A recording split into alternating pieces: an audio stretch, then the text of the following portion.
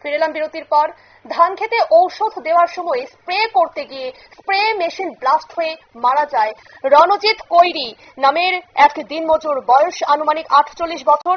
এই মর্মান্তিক ঘটনা ঘটেছে সোমবার বিকেলে কমলপুর থানার দক্ষিণ মানিক ভান্ডার ঘাটি এলাকায়। মৃত দিনমজুর রণজিৎ কৈরির বাড়ি কমলপুর থানার বামনছড়া গ্রামে এবং এই ঘটনায় চাঞ্চল্য ছড়িয়ে পড়েছে। সংবাদ বিবরণে জানা যায় যে মৃত দিনমজুর রঞ্জিত কৈরির বাড়ি কমলপুর থানার অন্তর্গত বামনছড়া গ্রামে। সোমবার দিনমজুর রঞ্জিত কৈরি স্প্রে মেশিন কাঁধে নিয়ে ঘাটি এলাকায় নাজিম উদ্দিনের ধান খেতে স্প্রে মেশিনের মাধ্যমে ধানের ঔষধ স্প্রে করতে যায়।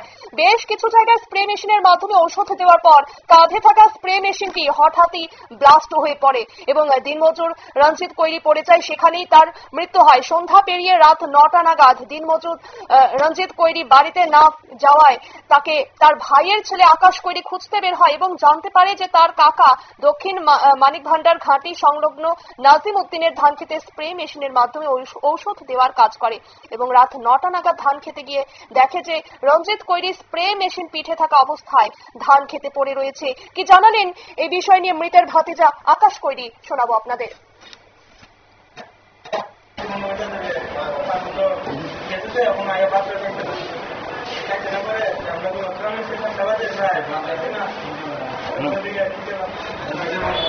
তো এই যে পড়ছে কিভাবে?